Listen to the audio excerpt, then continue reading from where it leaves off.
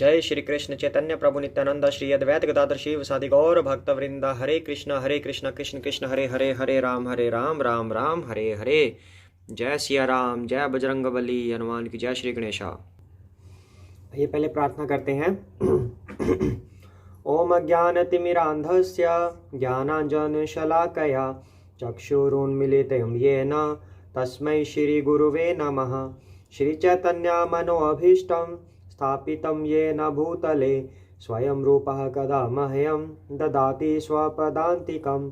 वन्देऽहं श्रीगुरो श्रीयुतपदकमलं श्रीगुरून् वैष्णवांश्च श्रीरूपं साग्रजातं सहगण रघुनाथान्वितं तं सजीवं साद्वैतं सावधूतं परिजन सहितं कृष्ण चैतन्यदेवं श्रीराधाकृष्णपादान् सहगण ललिता श्रीविशाखान्विताश्च। हे कृष्ण करुणा सिन्धो दीनबन्धो जगत्पते गोपेश गोपिकान्त राधाकान्त नमोऽस्तुते। तप्त कंचना गौरांगी राधे वृंदावनेश्वरी वृषभानुसुते देवी प्रणमामि हरिप्रिये। वाञ्छाकल्पतरुभ्यश्च कृपा सिन्धुभ्य एव च पतितानां पावनेभ्यो वैष्णवेभ्यो नमो नमः। श्रीकृष्ण चैतन्य प्रभु नित्यानंद श्री अद्वैत गदाधर श्रीवासादि गौर भक्त वृंदा। श्री रामचंद्र गुपुंग वैराजवर्य राजेंद्र राम रघुनायक राघवेश राजाधिराज रघुनंदन रामचंद्र दासोहम अद्य भवता शरणागतो अस्मि। हरे कृष्णा कृष्ण कृष्ण हरे हरे, हरे राम राम राम हरे हरे। जय सिया राम। तो कल हमने क्या किया था? कल राजा जनक जी वहाँ पे पधार गए थे, तो उनको देखकर सभी इमोशनल हो गए थे कि श्री राम कहते कि हमारे बड़े सिर्फ आप ही रह गए हैं। अब पिताजी चले गए थे जब उनके दशरथ जी, वो खबर उनके मन में आई और उनको प्रणाम किया। तो सभी वहाँ पे इमोशनल हो गए थे, दोनों साइड के, जनक जी की साइड के, अवधपुरी के भी। तो वो पूरा दिन ऐसे ही निकल गया। तो अगले दिन सबने स्नान किया और फिर से सभा बिठाई गई। वहाँ पे सभी अपना अपना उपदेश देते, दशरथ जी की साइड वाले भी, अब जनक जी की साइड वाले भी सब उपदेश दे रहे थे, नीति के उपदेश दे रहे थे। और विश्वामित्र जी ने भी पुरानी कथाएं सुनाई, इतिहास कह कहकर सुंदर वाणी से सबको समझाया। अब आगे करते हैं। जय सिया राम। तब रघुनाथ कोसी कही कहेऊ नाथ काली जल बिनु सबु रहेऊ। मुनि कह उचित कहत रघुराई गयऊ बीती दिन पहर अढ़ाई। तब श्री रघुनाथ जी ने विश्वामित्र जी से कहा कि हे नाथ, कल सब लोग बिना जल पिए ही रह गए थे, अब कुछ आहार करना चाहिए। विश्वामित्र जी ने कहा कि श्री रघुनाथ जी उचित ही कह रहे हैं, 2.5 पहर दिन आज भी बीत गया। ऋषि रुख लखी कहा देर होती राजू, यहाँ उचित नहीं असन अनाजू। कहा भूप भल सभी सुहाना, पाई रजायसु चले नहाना। विश्वामित्र जी का रुख देखकर तिरहुतराज जनक जी ने कहा, यहाँ तिरहुतराज क्या है? उनकी जगह का नाम है। तो जो जनकपुरी है उनको तिरहुत नगरी भी बोलते हैं। तो उन्होंने, जनक जी ने कहा, यहाँ अन्न खाना उचित नहीं है।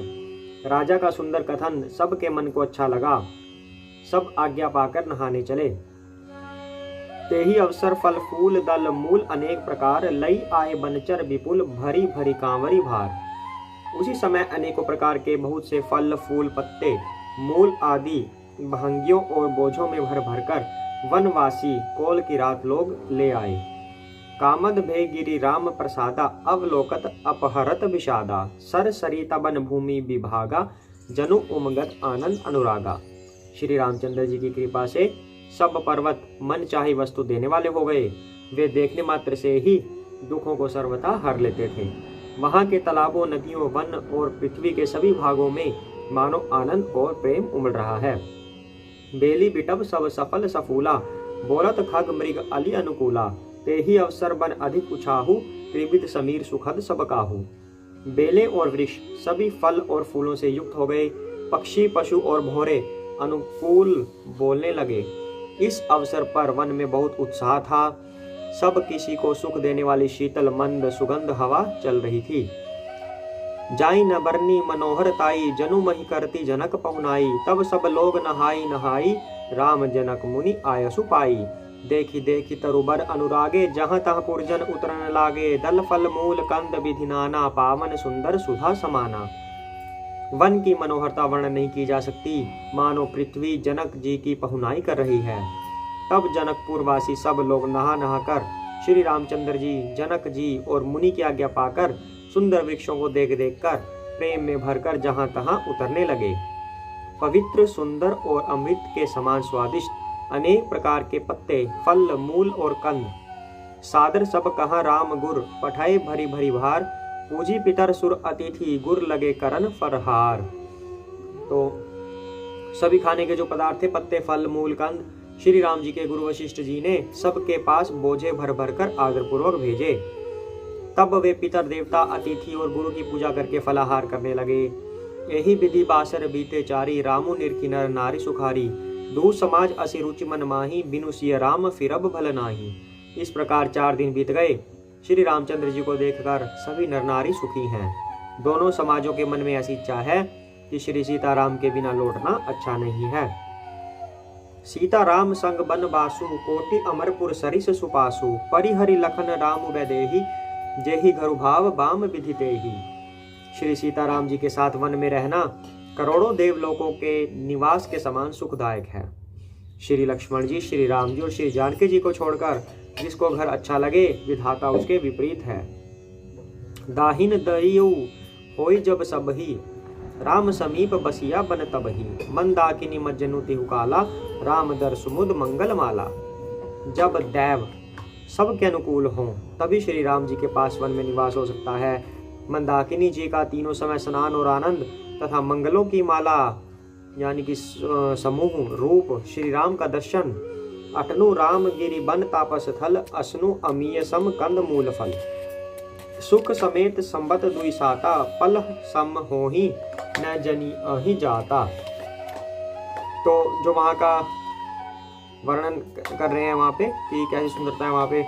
तीनों समय पे मंदाकिनी जी में स्नान करना, आनंद लेना, वहाँ पे मंगलों की माला रूप श्री राम जी का दर्शन और श्री राम जी के पर्वत कामदनाथ वन और तपस्वियों के स्थानों में घूमना, अमृत के समान कंद मूल और फलों का भोजन।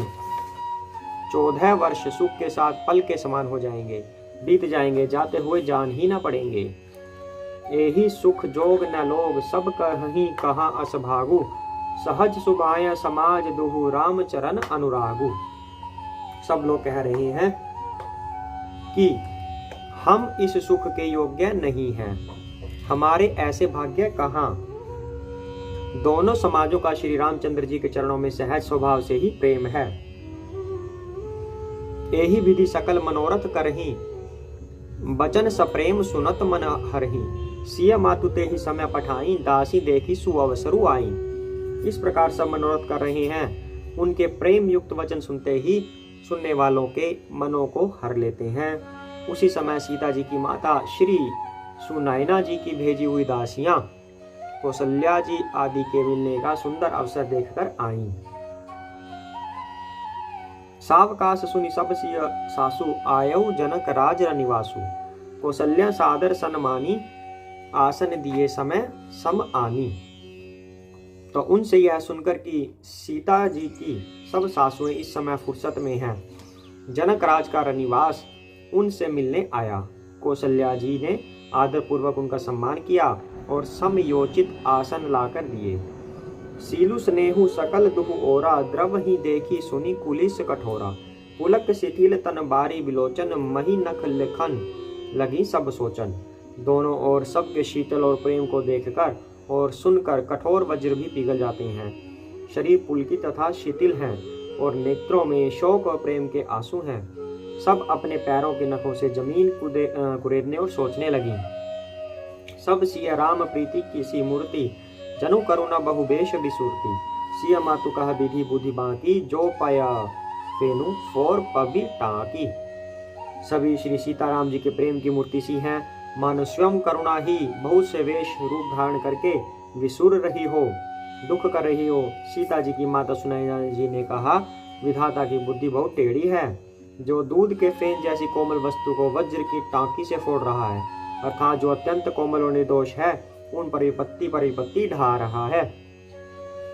सुनिया सुधा देखी अही गरल सब करतूती कराल, जहां तहां काक उलूक बक मानस सुकृत मराल।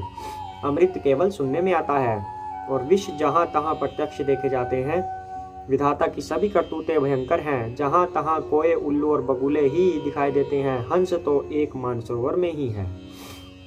सुनी ससोच कह देवी सुमित्रा, विधि गति बड़ी विपरीत विचित्रा। जो सृजी पालई हरई बहोरी, बाल के लिसम विधि मति भोरी। यह सुनकर देवी सुमित्रा जी शोक के साथ कहने लगी, विधाता की चाल बड़ी ही विपरीत और विचित्र है। जो सृष्टि को उत्पन्न करके पालता है और फिर नष्ट कर डालता है। विधाता की बुद्धि बालकों के खेल के समान भोली है। कौशल्या कह दोषु न काहू, करम दिवस दुख सुख छतिलाहू। कठिन करम गति जान विधाता, जो शुभ अशुभ सकल फलदाता। कौशल्या जी ने कहा, किसी का दोष नहीं है। दुख सुख हानि लाभ सब कर्म के अधीन है। कर्म की गति कठिन है, उसे विधाता ही जानता है, जो शुभ और अशुभ सभी फलों का देने वाला है। अब वो लोग अज्ञानवश ऐसा कह रहे थे, अज्ञानवश भी नहीं, मोहवश माताएं थी, वो मोहवश ऐसा कह रही हैं कि विधाता ने ऐसा किया। लेकिन विधाता तो उनके साथ ही हैं, उनका जो बेटा है, उनके पुत्र हैं राम, श्री राम, वही विधाता हैं। ईश रजाई शीश सब ही के, उत्पत्ति तिथि लय विषहु अमी के।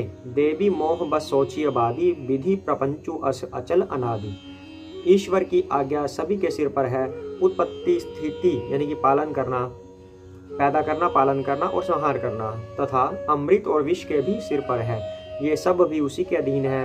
हे देवी, मोहवश सोच करना व्यर्थ है। विधाता का प्रपंच ऐसा ही अचल और अनादि है।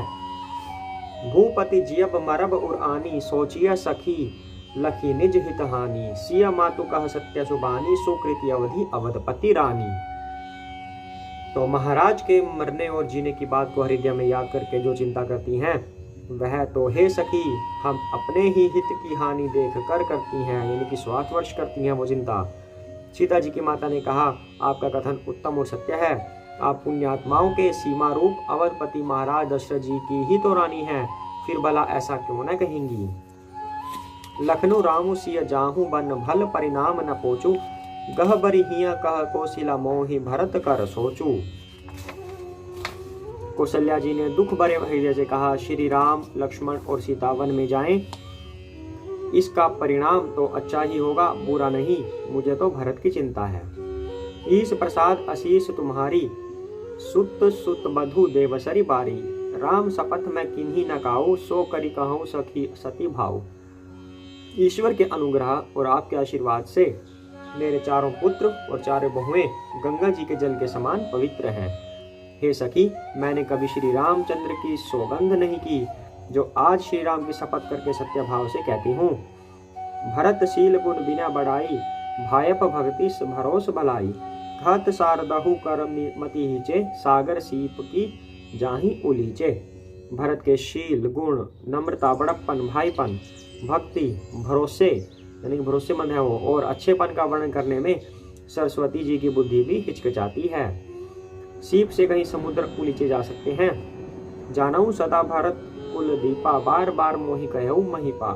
कसे कनकु मनि पारीखी पाए, पुरुष परीखी अही समय सुभाए। मैं भरत को सदा कुल का दीपक जानती हूँ। महाराज ने भी बार बार मुझे यही कहा था, सोना कसौटी पर कसे जाने पर और रत्न पारखी के मिलने पर ही पहचाना जाता है। पारखी मतलब जोहरी। वैसे ही पुरुष की परीक्षा समय पड़ने पर उसके स्वभाव से ही हो जाती है।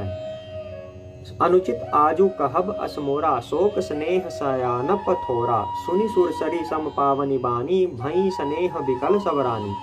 किंतु आज मेरा ऐसा कहना भी अनुचित है।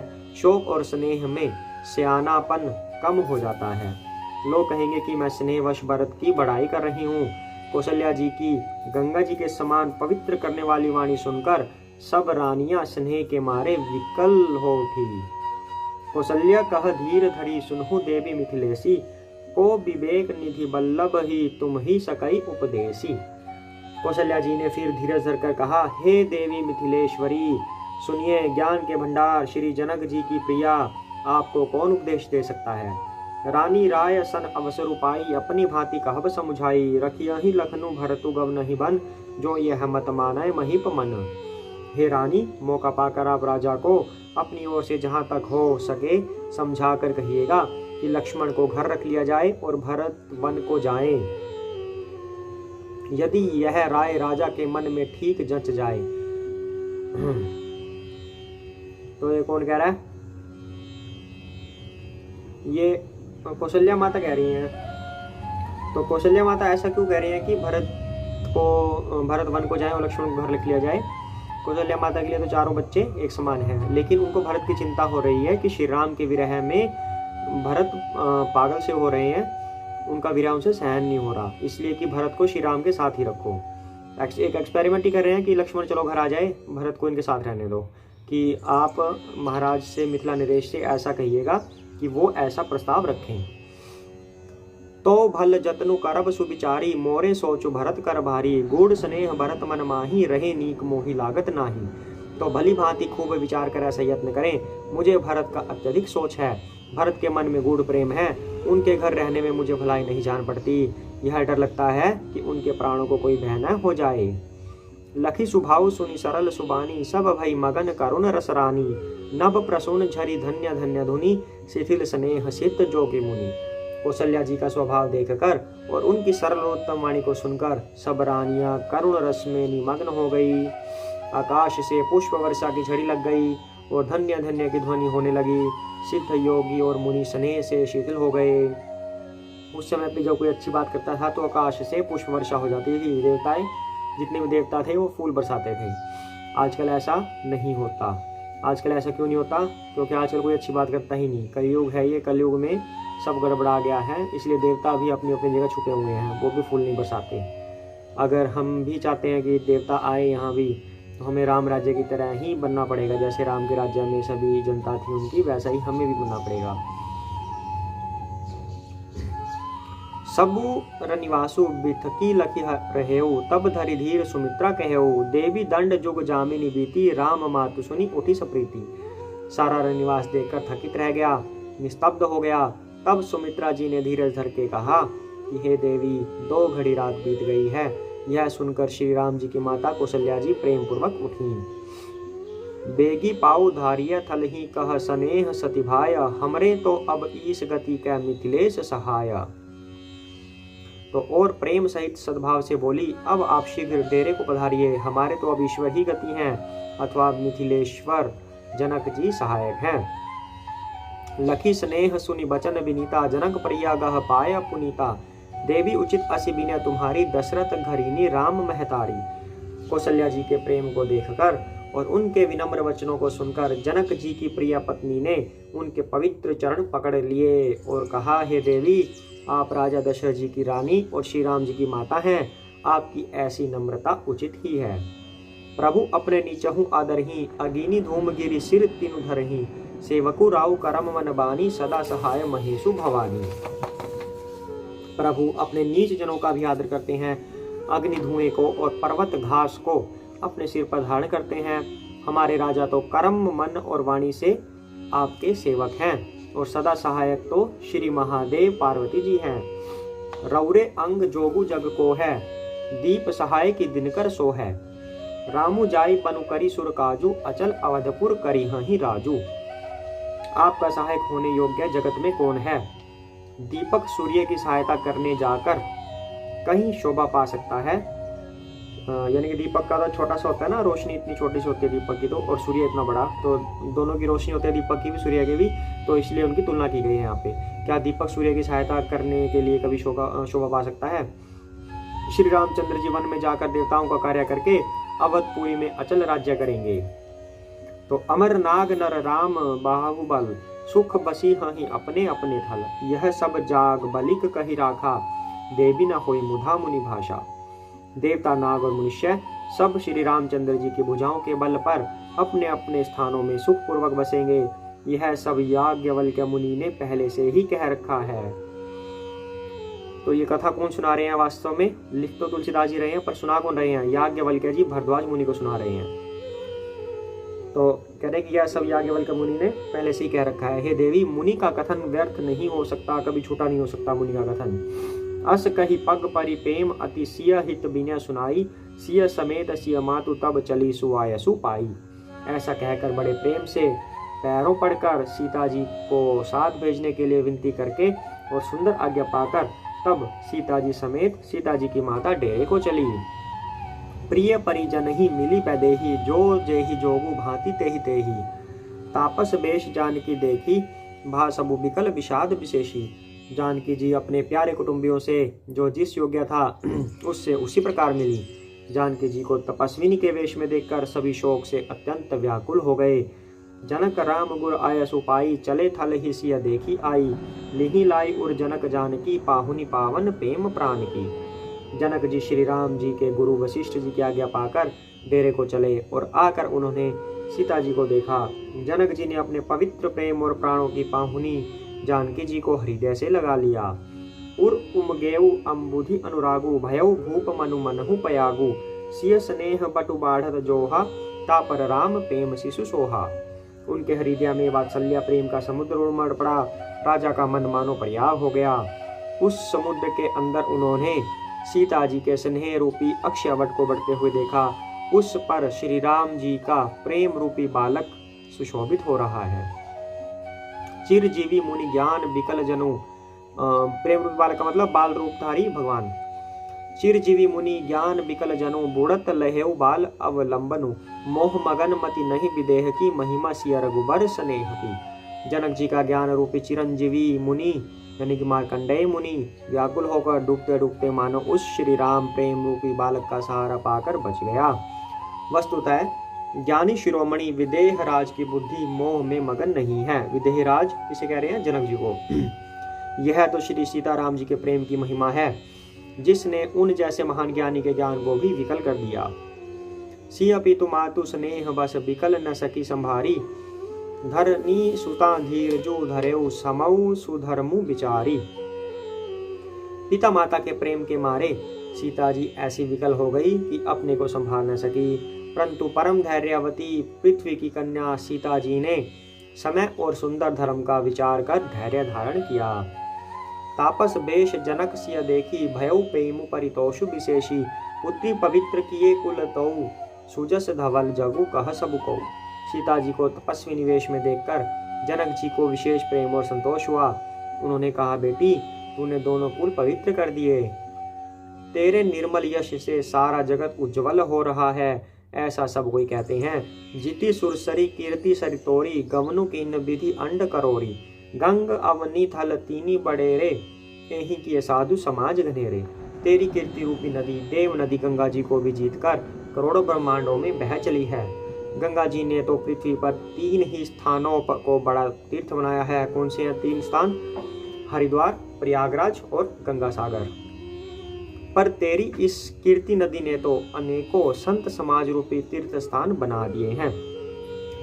पितु कह सत्य स्नेह सुबानी, सिय सकुच महु मनहु समानी। पुनि पितु मातु लिन्ही उरलाई, सिख आशीष तीत दीन्ही सुहाई।